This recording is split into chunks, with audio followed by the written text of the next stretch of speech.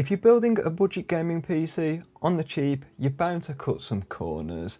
That's what I did. However, it doesn't mean that you should get terrible performance, because for £170 I've built this budget gaming PC inside a HP workstation. This is the HP Z420 workstation, and it featured in my budget PC build off with Andy's Tech. It has a 2nd gen based Intel Xeon E5-1620 which clocks up to 3.8 GHz when boosting on its 4 cores and 8 threads. Pair this with 10 MB of L3 cache, 32 GB of quad channel DDR3, and you're onto a budget gaming king right there. And for the whole of this workstation without a boot drive, it cost me just £93 here in the UK, which is actually not a bad deal at all. I paired this with a 500GB SATA SSD which cost me £21. You could probably get them for a bit cheaper now, but I would recommend a 1TB SATA SSD as you're doubling your storage for not that much more, so that is what I'd recommend right there. In the build off video that I did, it was pretty unorthodox, and that is because I used 2 different power supplies to power this thing, as the power supply in this only came with a single 6-pin PCIe power connector, and the RX 580 which I used had an 8-pin. Because of this, I went with a different GPU, and that is the Zotac Mini GTX 1060 6GB. As some 6GB GTX 1060s only come with a 6-pin power connector, this means it will work perfectly fine with no adapters and no dual PSU jankiness. It will work just fine. And this is why this graphics card is just fine for this system.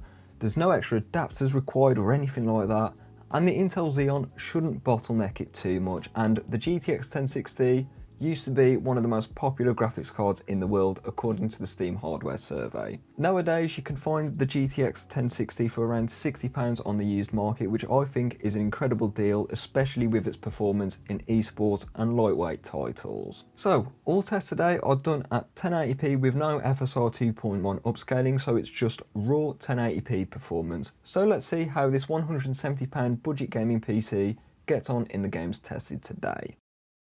The first game up today is also the newest, and that is F123. Setting it to the medium preset here, which I think is pretty reasonable for specs like these, and the performance was actually pretty decent, with 89 FPS on average, with 73 FPS for the 1% low. So yes, F123 is definitely playable on an older PC like this with a GTX 1060 6GB, as this game tends to be pretty GPU bound in a lot of the cases, so yeah, F123 is totally playable on a system like this. Next game up is Fortnite, and here I set it to the regular DirectX 12, but I set every setting to low here. This is because the CPU was struggling when the view distance was on far, so lowering that to low did help out quite a bit with the CPU performance. However, this resulted with 120 FPS on average with 61 FPS for the 1% low. So there were a few stutters there, nothing too major. It's pretty common for Fortnite to stutter, so yeah, Fortnite is still playable on this, and if you wanted a bit more performance, maybe the performance API might be good for you here, but either way, Fortnite is certainly playable on this machine. Rainbow Six Siege is up next, and this esports shooter is very easy to run. You could probably run it on a toaster at this point. Setting it to the high preset netted 143 FPS on average with a 1% low of 95 FPS. Yet again, Rainbow Six Siege is always playable on PC specs like these, and even if you had a 144Hz monitor, leave it on the high preset or maybe even lower it if you wanted more frames, and yeah, you'll be getting a nice competitive gaming experience right there. Next game up is Cyberpunk 2077, and as usual this is the game that disappointed the most, mainly because it just doesn't like older graphics cards for whatever reason. I set it to the low preset here with high textures, as the 6GB of GDDR5 on the 1060 is perfectly fine for this preset, and I also lowered the crowds to low crowd density. This will help out with the CPU just a bit. This still resulted in 42 FPS on average with a 1% low of 29, so if you wanted to play Cyberpunk on this machine, it is playable, but 42 FPS on average is technically not the best. Well, it's objectively not the best. But if you wanted more frame rate, maybe using FSR 2.1 on quality might be a good option for you here. Next game up is Call of Duty Modern Warfare 2. I set it to the basic preset here with high textures because the 6GB of VRAM does allow for this. I didn't use the minimum as I don't really like the minimum preset. It doesn't really gain that much more frame rate over basic for some reason, so basic it is. However, this resulted in 62 FPS on average with a 1% low of 33. I'm not sure what was going on with the 1% low. The frame rate did kind of tank when there was a lot of effects going on screen, so maybe lowering your effects quality there might help out, but Modern Warfare 2 is certainly playable on a machine like this. Last game up today is The Witcher 3. This is an older game, but it was enhanced at the end of last year, which results in it being a lot harder to run.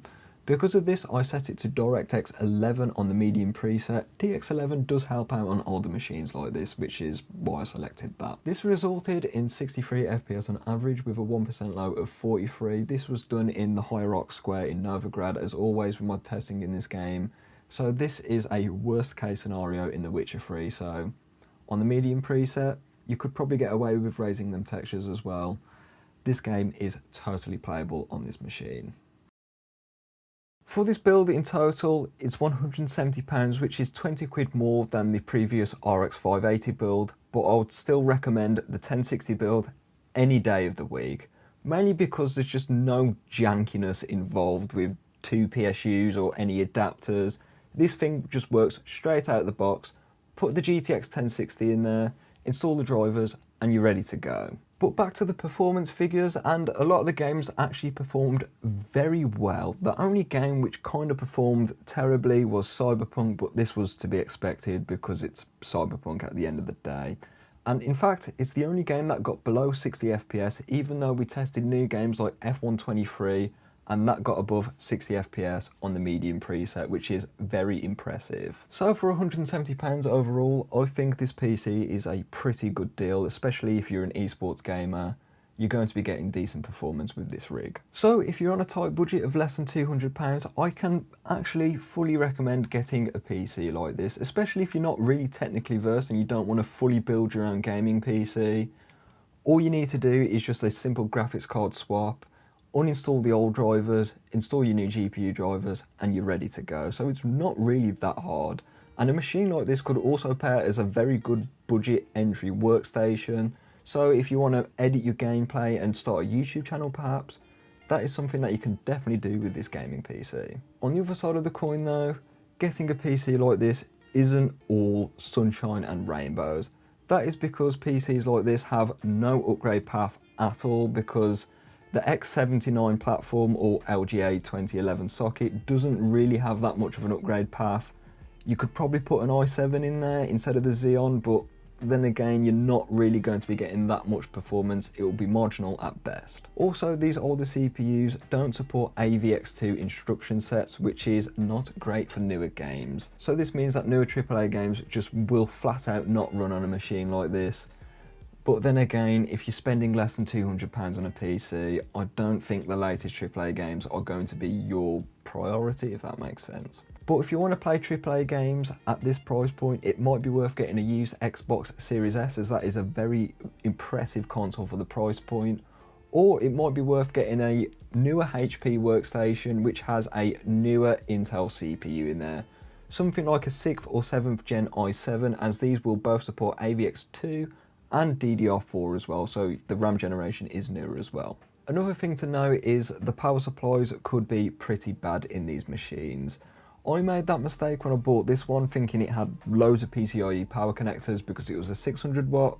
However, it just had the single 6-pin. Because of this, I had to pivot my strategy a bit and get a GTX 1060 6GB, but in the end of the day, it worked just fine. So make sure you just do your research. That's all I'm warning you about. So after paying £170 for this PC, I can fairly say I am very happy with the performance.